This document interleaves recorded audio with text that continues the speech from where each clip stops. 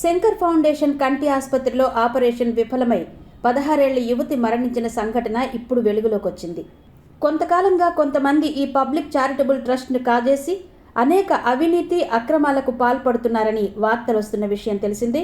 ఈ నేపథ్యంలో Shankar foundation trustee సభ్యుడు ఆత్మకూరి విజయ్ తన సహ ట్రస్టీలకు రాసిన లేఖ ఇప్పుడు ప్రకంపనలు సృష్టిస్తోంది. శంకర్ ఫౌండేషన్ కంటి ఆసుపత్రిలో ఆపరేషన్ వికటించడం వల్ల 16 ఏళ్ల యువతి మరణించిన విషయాన్ని తన లేఖలో ప్రస్తావించడాన్ని బట్టి ట్రస్ట్లో జరుగుతున్న ఘోరాలను సభ్యులు ఎలా కప్పిపుచ్చుతున్నారో అర్థమవుతోంది. ఆపరేషన్ చేయడానికి ముందు జూనియర్ సర్జన్ ప్రధాన సర్జన్తో సంప్రదించాల్సి ఉందన్న విషయాన్ని గుర్తు చేస్తూ తాను ఈమెయిల్ కూడా ఇచ్చినప్పటికీ ఫలితం లేకుండా పోయిందని విజయ్ ఆవేదన వ్యక్తం చేశారు. ఆరోగ్యంగా ఉన్న 16 ఏళ్ల యువతి ఎలా చనిపోయిందో ఇప్పటికీ మిస్టరీగానే ఉందన్నారు. దీనిపై ఇప్పటికీ మత్తు డాక్టర్ వివరణ ఇవ్వలేదన్నారు. చూపు రాదని తెలిసి కూడా ఎందుకు ఈ యువతికి ఆపరేషన్ చేశారోనని ప్రశ్నిస్తూ రాసిన లేఖను 2026 ఫిబ్రవరి 11వ తేదీన ఈమెయిల్ ద్వారా మేనేజింగ్ ట్రస్టీకి పంపిన విషయాన్ని విజయ్ గుర్తు చేశారు. ఇదే సమయంలో మరణించిన యువతి కుటుంబానికి ట్రస్ట్ బోర్డు నష్టపరిహారం ఎందుకు చెల్లించింది? ట్రస్ట్ బోర్డు ఈ మరణానికి ఎందుకు బాధ్యత వహించాలి?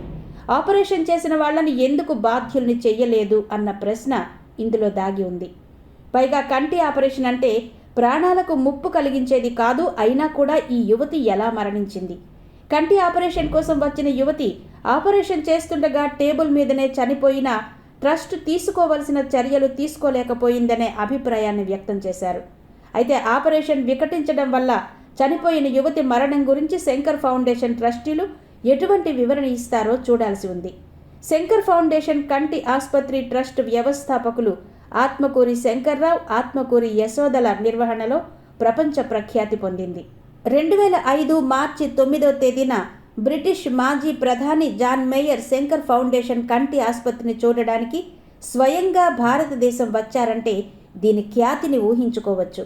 తన సొంత ఆస్తిని ధారపోసి భర్త శంకర్రావుతో సహా శంకర్ ఫౌండేషన్ వ్యవస్థాపక ట్రస్టీ అయిన యశోదను ట్రస్ట్ బోర్డు సభ్యులు కొందరు బయటకు పంపేశారు. ఆమె ఆనవాళ్లను కూడా ట్రస్ట్లో లేకుండా చేయడానికి ప్రయత్నిస్తున్నారు.